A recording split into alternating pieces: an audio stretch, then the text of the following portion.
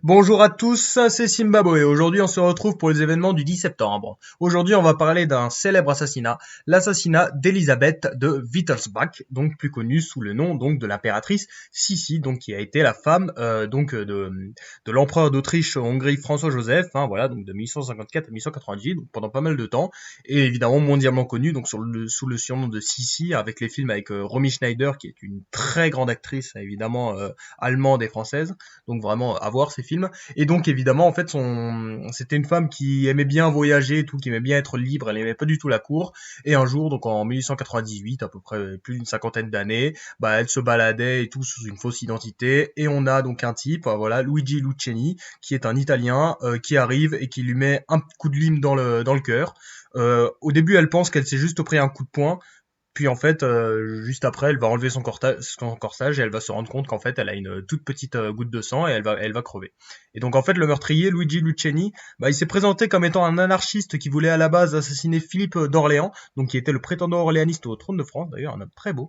Et donc, mieux qu'en fait, il voulait juste tuer quelqu'un, c'était un anarchiste, hein, évidemment, comme je vous l'ai dit, hein, c'était la mode des anarchistes, mais en fait, on sait pas trop, peut-être enfin les gens en fait disent que en fait c'était plus pour faire un coup d'éclat, enfin bref on sait pas trop, et du coup il a été condamné à perpétuité. Mais bon, en tout cas c'est la mort d'une femme qui est très importante, enfin surtout dans son comportement, quoi, son comportement un peu de voilà de ne pouvant pas s'adapter à la vie de cour et qui passe son temps à voyager. C'était vraiment une femme très intéressante, Elisabeth, pas du tout comme les autres, et donc vraiment sa mort est quand même un gros coup dur.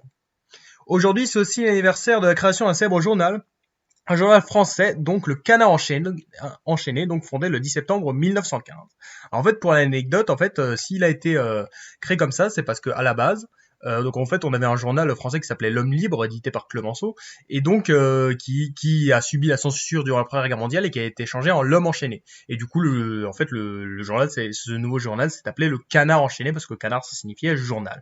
Et donc c'est un journal satirique, donc plutôt classé à gauche, hein, qui est très connu donc en fait pour faire plein de dessins humoristiques et aussi très connu pour avoir encore du succès aujourd'hui. C'est un des plus anciens journaux qui est encore titré, et aussi évidemment journal qui a donné de nombreuses affaires, évidemment, qui a révélé plein de trucs. L'affaire Papon, voilà, en 1980, l'affaire des avions renifleurs, un énorme truc, et évidemment plus récemment l'affaire Fillon, évidemment, qui a fait un grand scandale évidemment pour les élections présidentielles. Donc vraiment un journal très intéressant à retenir parce que enfin vu son rôle qu'il a eu dans la politique française et justement dans la société française. Aujourd'hui, c'est aussi l'anniversaire de la journée mondiale de la prévention du suicide. Et oui, donc une journée de sensibilisation célébrée afin de fournir un engagement mondial des actions pour prévenir les suicides avec diverses activités à travers le monde depuis 2003. Parce que oui, vous savez, c'est bien beau de vouloir échapper à la mort par des accidents de voiture ou par des meurtres et tout ça. N'empêche que si vous vous suicidez, bah c'est encore pire, hein, parce que oui, c'est un petit peu une cause de suicide qui est pas trop, qui est quand même très utilisée, hein, le suicide. Hein. On estime qu'un million de personnes meurent chaque année par suicide, un décès tous les 40 secondes. Je crois qu'en France, on est à 10 000 suicides par an, c'est énorme, hein, vous vous rendez compte. C'est un truc qui est colossal. Et ouais, c'est surtout les jeunes qui se suicident évidemment, cause de décès la plus fréquente chez les 15-24 ans. Hein, voilà, là on a ça, hein, le fait de se graver love sur le à la place des veines, parce que oui, c'est une technique facile pour se suicider, se tailler les veines évidemment. Et donc voilà, donc on a pas mal de pays ouais, où les taux de suicide sont plutôt élevés. On voit dans les pays occidentaux, c'est plutôt intéressant ça.